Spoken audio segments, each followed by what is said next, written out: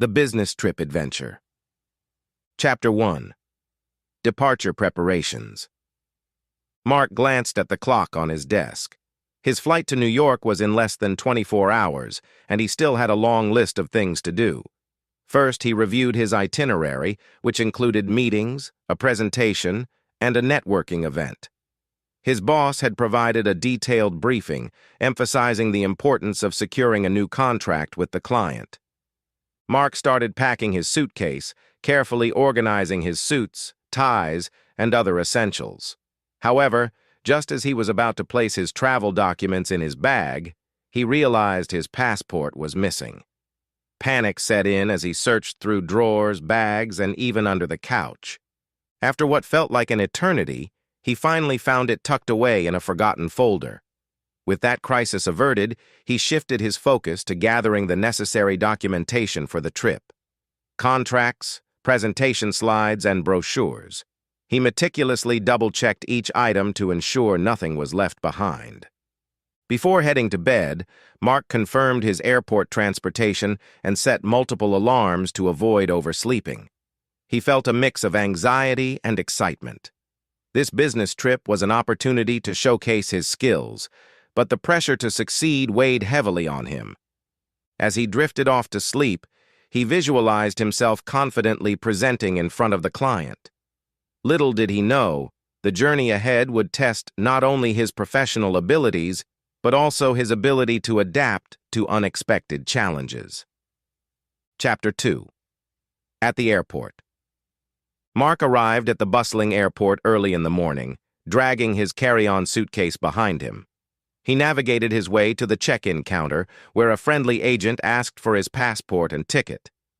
After a quick check, she informed him that his luggage was slightly overweight, resulting in a surcharge. Mark begrudgingly paid the fee, promising himself to pack lighter next time. Next, he joined the long line at the security checkpoint. The process was slow and tedious, with travelers fumbling to remove their shoes and laptops. When it was finally his turn, the security officer asked him to open his bag for a random inspection. Mark complied, trying to remain calm despite the delay. With security behind him, Mark glanced at his boarding pass and realized his gate was on the other side of the terminal. He quickened his pace, stopping only briefly to grab a coffee.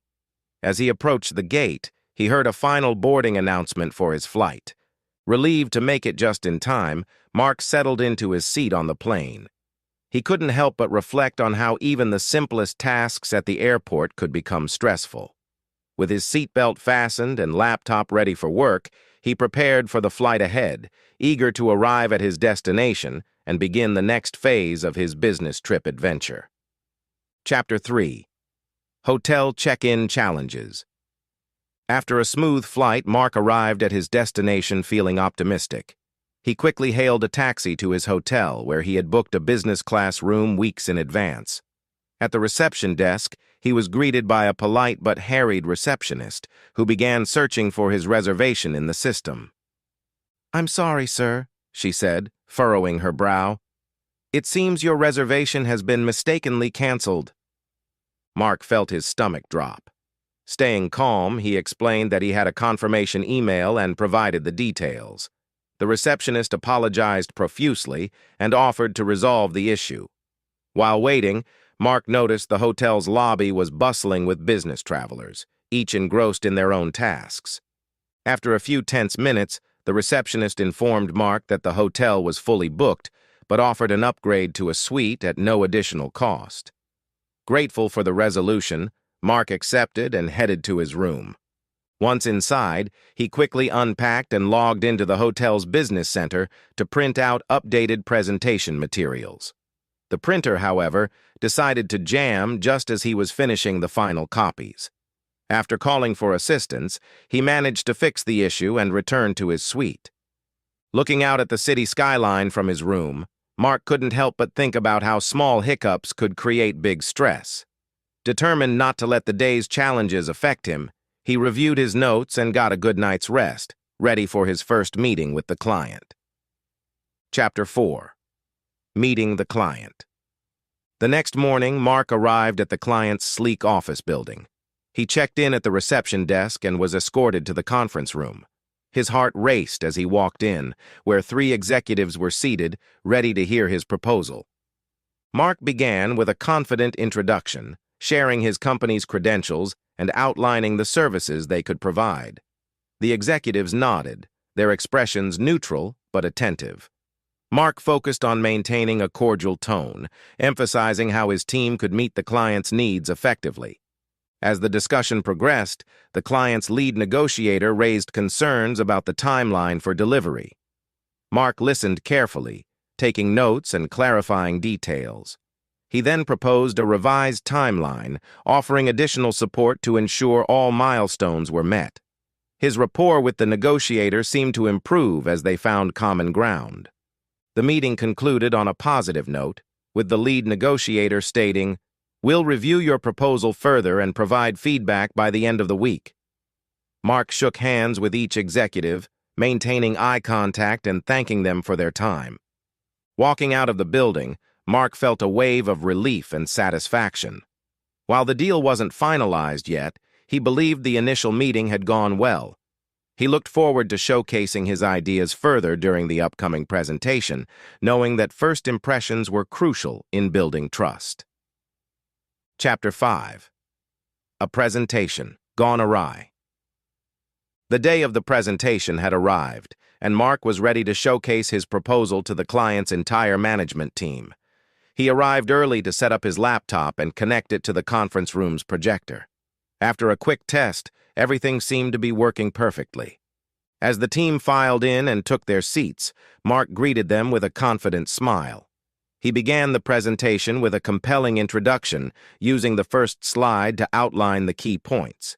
However, just as he transitioned to the second slide, the projector unexpectedly malfunctioned, leaving the screen blank.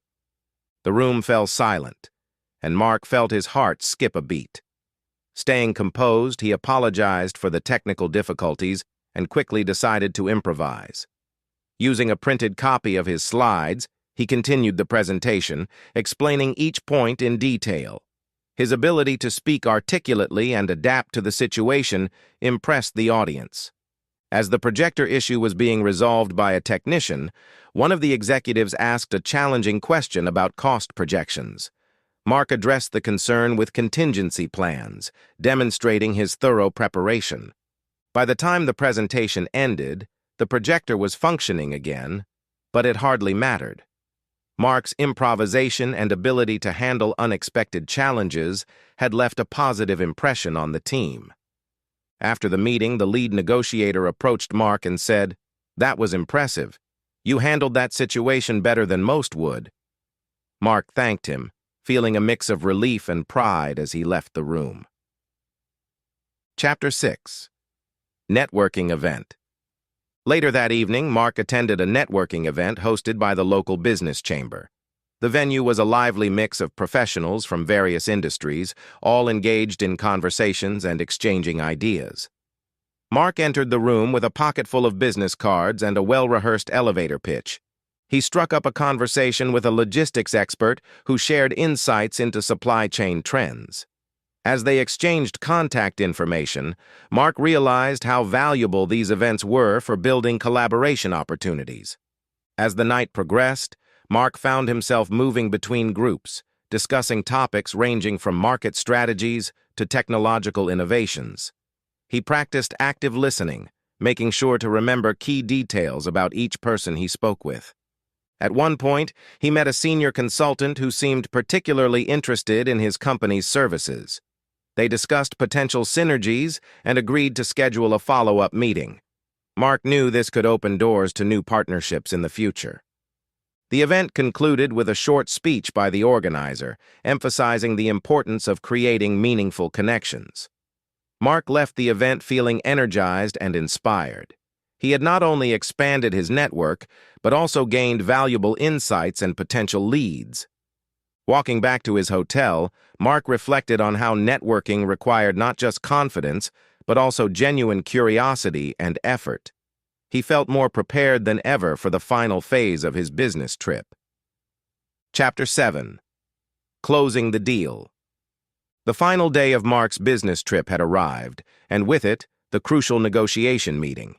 He reviewed his materials one last time before heading to the client's headquarters. The atmosphere in the conference room was serious but not tense, as both sides prepared to discuss the final terms of the agreement. Mark began by outlining the key stipulations of the proposed contract, emphasizing the benefits for both parties. The lead negotiator, however, raised concerns about the budget, questioning whether certain deliverables could be adjusted to reduce costs. Mark listened attentively, then presented a revised proposal, offering to include additional support services without altering the milestone timeline. The discussion grew more detailed as the client team delved into specific clauses. Mark demonstrated patience and a firm grasp of his company's policies, carefully addressing each question. At one point, a senior executive expressed doubt about a minor clause. Mark suggested a compromise, which was met with agreement from both sides. As the meeting neared its conclusion, the lead negotiator leaned back and said, "We're satisfied with these terms. Let's finalize the agreement." Mark felt a surge of relief and pride as he watched the contract being signed. Back at his hotel, Mark shared the good news with his boss via a quick email. Securing the contract was not just a win for the company, but also a personal achievement. He celebrated with a quiet dinner, reflecting on the effort that had brought him to this point. Chapter 8. Reflecting on Success. On the flight back home, Mark reclined in his seat, finally able to relax after a week of intense work. As the plane ascended, he took out his notebook to jot down key takeaways from the trip. The first was the importance of preparation. From creating a thorough itinerary to practicing his presentation, his efforts had paid off in crucial moments. Second, adaptability had been vital. Whether it was resolving a hotel mix-up, handling a malfunctioning projector, or navigating tough negotiations, staying calm under pressure had made the difference. Mark also reflected on the value of networking. The connections he had made at the networking event opened new possibilities, some of which could lead to future business opportunities. He made a note to follow up with key contacts after returning. As he sipped his coffee, Mark felt a sense of accomplishment. The trip had tested him in ways he hadn't expected, pushing him out of his comfort zone. Yet, it had also reinforced his confidence in his abilities. By the time the plane landed, Mark had already drafted a strategic plan to share his experiences and insights with his team. He knew that his growth from this trip would not only benefit him, but also inspire others. Carrying his suitcase through the terminal, Mark smiled. This business trip had been an adventure filled with challenges, successes, and lessons that he would carry forward into his next endeavor.